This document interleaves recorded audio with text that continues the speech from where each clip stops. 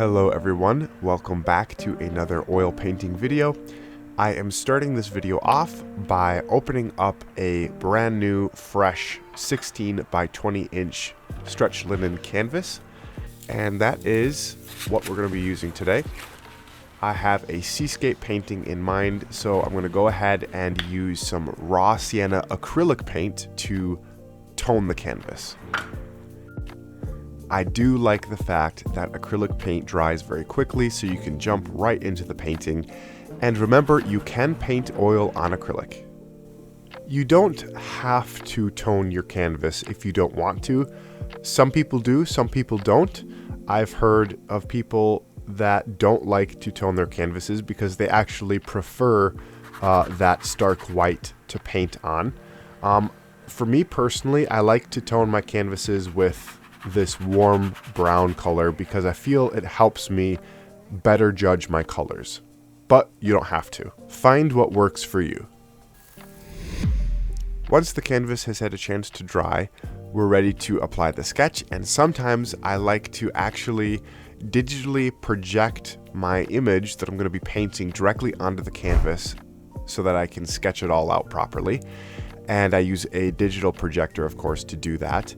And now we are putting on our first layer of paint onto the canvas after the sketch has dried, which I had applied using that same raw Sienna acrylic paint that we used for toning the canvas. And I'm doing this block in of the entire painting very simply. You can see I have a thin strip of lighter sky up at the top, and now I'm putting in that simple background ocean with some blues. I'm going to show you guys the palette that I used in just a minute. But the idea of this first layer of paint is not to get too descriptive and to realize it's not going to look finished after this stage is done. All we want to do is get down our main lights and darks and our colors. We're going to set the stage for the details later on, but just think simply at this point. Now let's take a quick look at the colors we're using. And those colors are as follows: titanium white, sky blue, ultramarine blue, viridian hue, yellow ochre, yellow green, burnt sienna, and burnt umber. Now you can probably see pretty easily by my sketch that I have certain zones mapped out of where certain colors will go, certain lights and darks, and I have to say I'm relying on my reference photo. If you have a reference photo that you're working from, be looking at it often, and you don't have to copy it exactly. I don't copy mine exactly. In fact, I know from the outset my painting is going to look probably quite a bit different from my reference photo when it's done, but I take my cues from my reference photo. And you can see here, I have it laid out like a map. I'm tracing in the lines, if you will, of, where this white water is going to go, where the dark green water is going to go. And it's all because I have mapped it out with my sketch and I'm looking at my reference photo. So it's very clear where I'm supposed to put everything. And this stage actually goes pretty quick when you paint it. It's a very fun stage to paint because there's no pressure of having to get the details just right. I know as I put this on, it's going to change quite a bit. So I'm not too worried about what it looks like. I just want it to be laying out my lights and darks and my colors where they're supposed to be. That's all I'm really concerned about at this point. However, in that, I would add a little caveat for the sake of clarity. When I say lights and darks, I am reserving my brightest whites. So I'm reserving my highest value for the end of the painting when I put the details on. Because if I use my lightest lights right away, oftentimes your lightest lights are going to be details. So the only way for me to paint this block in very simply without getting into those details is to reserve my lightest lights for the end. So my picture is going to have almost a dull quality to it, because I have refrained from putting on those bright whites that are going to come at the end. So I just have to say that to clarify, because when I say painting those lights and darks, in that I am excluding the brightest highlights.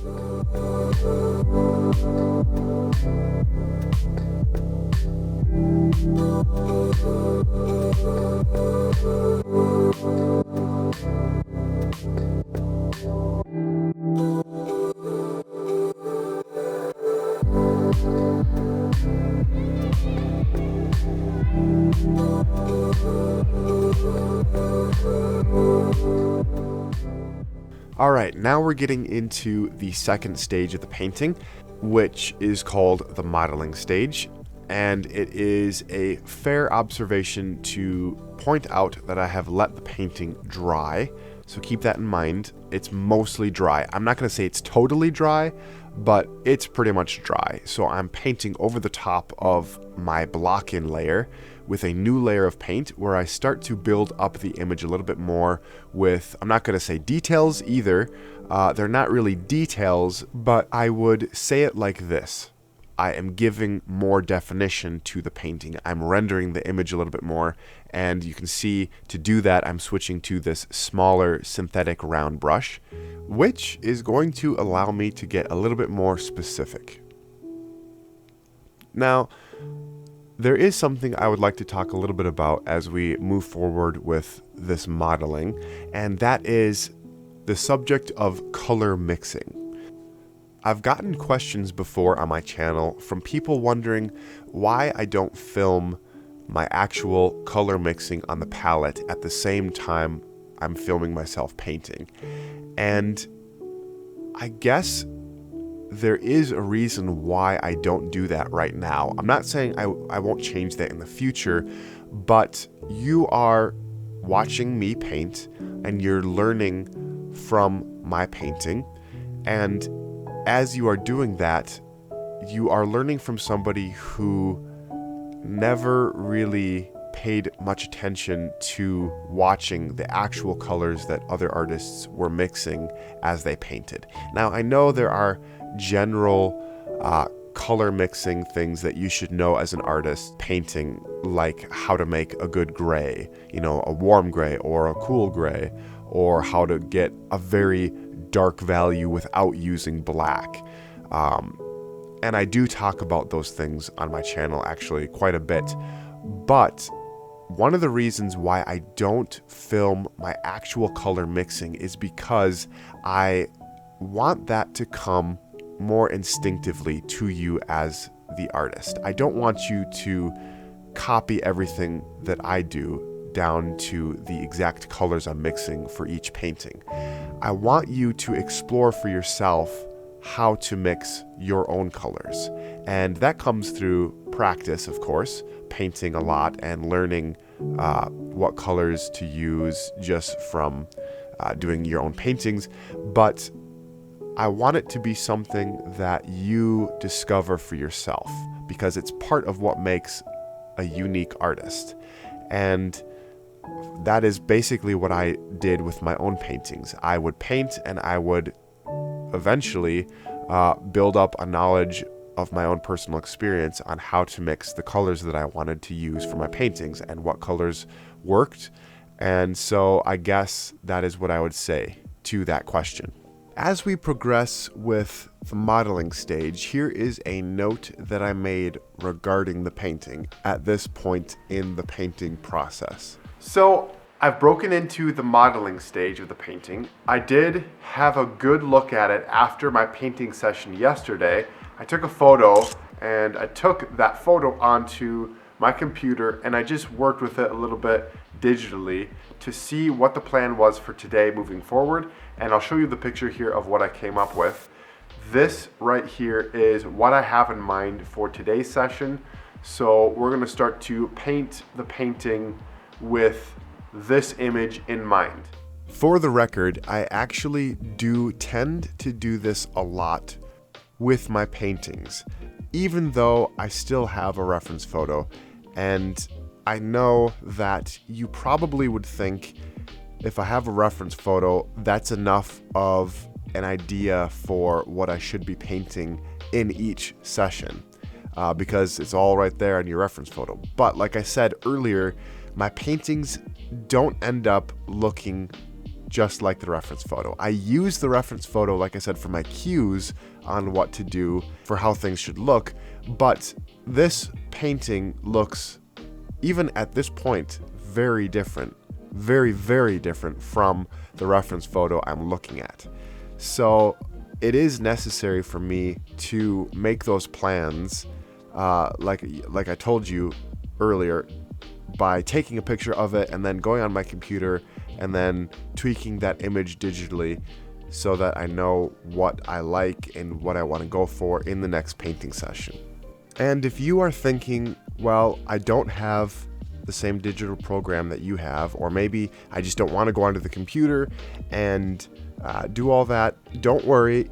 That is not a requirement to paint something like this. That is just kind of a quirky habit I've gotten into with my paintings that can be avoided and would be very unnecessary if I had taken the time beforehand to really plan out all the different aspects of this painting before I even painted it. I kind of rushed into this one. I don't recommend that, obviously, because you can run into some problems later on. For instance, I wasn't factoring in the position of this wave kind of being a little bit heavy on the left side, but I wanted to make this video. I wanted to jump right into this painting, and as I got into the painting, I noticed there was an imbalance, so I had to take that image onto my computer and come up with a plan moving forward to compensate for that lack of planning I had at the beginning. So again, you don't have to do that with your own painting process if you make sure to be very intentional about planning it out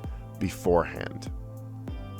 So you can see here, as I'm painting with this same round brush that I've been using for basically the entire modeling stage, I am starting to get into a lot more details here. I'm adding in water droplets down here, and I'm adding in more white water movement. I'm really thinking about these details that are coming up. I still haven't put on any highlights yet using pure titanium white. That will come at the very end, but I have officially moved into the detail stage now. I'm using a lot of gray for this water, and I am following a pattern of color for this painting. I am specifically choosing to leave the background and the sky more blue because, again, when you look at things further away, they become more blue. And I'm making the water up front with the wave more green. You also just saw me rubbing the painting with my glove, and I do that when I wear gloves, and I do wear gloves because I often get my hands quite messy with paint, and it just helps to clean up later if I wear gloves, and then affords me the luxury, like you saw, of smudging with my glove. Because remember, I do like to leave my painting to dry in between sessions so I can smudge without wrecking the layer underneath. So going back to the color scheme that I had, for the blue I was primarily using Ultramarine Blue, and for the green in this painting I was primarily using Viridian Hue. So everything else, all the other colors on my palette were kind of oriented to whether I was going to be mixing them with those greens or those blues. And if you look at this painting, you'll also notice that I have created kind of an ambient sort of overcast lighting. And that is what I want to go for with this particular painting. And to do that, I really had to gray out my color quite a bit. And if you're not familiar with how to gray out your colors, you basically will take the opposite color of whatever color you're trying to gray out and add it into that mixture so that it will kind of neutralize the chroma, thus graying it out. And gray is kind of the name of the game for this painting. I do have those very intense colors in the painting, but everything is quite muted to convey that overcast lighting.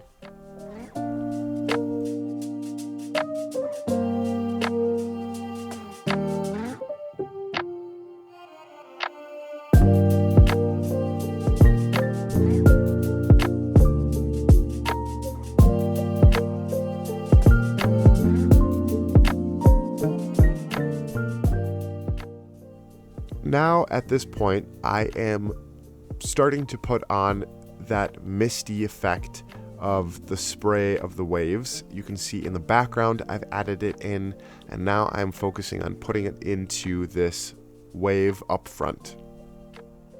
I like to use this smaller brush to put these mist details on because I feel like it has these little squiggly marks that are less uniform, and they give a nice illusion of little pockets of spray in the main cloud, you know, that's just being tossed into the air. So yeah, I do like to use this smaller brush here. And I really want to be strategic about where I put this mist because it's going to add a lot. And I don't want to get too crazy with it.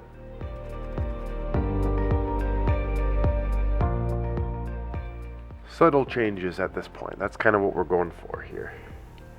If you're wondering how I added in the mist like I did, it's very simple, but you have to have a dry painting to be able to do that technique.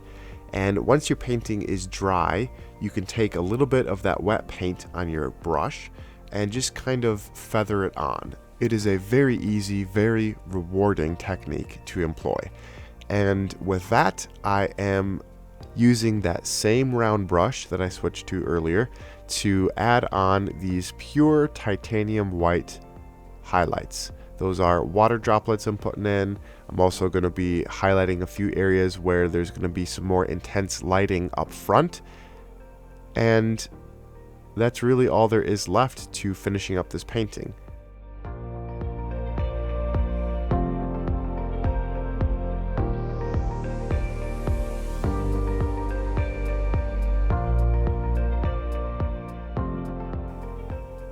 This is probably the most time-consuming part of your painting. Those details are small oftentimes, and they really take a while. I did end up using pure titanium white for these finishing details, and you saw me smudging some paint I had just put down with those gloves. I'll have to say I really enjoy having gloves that I can use to smudge like that. I actually employ it in my painting just like you saw. I know that they're bright yellow and ugly, but that demonstrates the reality for an artist that you don't always have to have the most expensive gear and the most specialized gear to make a tool work. And with that, the painting is done. All right, everybody, that is going to do it for this video. As always, thank you so much for watching. It was a pleasure having you out in the studio with me. If you liked the video, remember to leave me that thumbs up. And yeah, if you have any questions or comments, you know where to put those. We'll catch you guys in the next video. And until then, God bless you all. We'll see you later.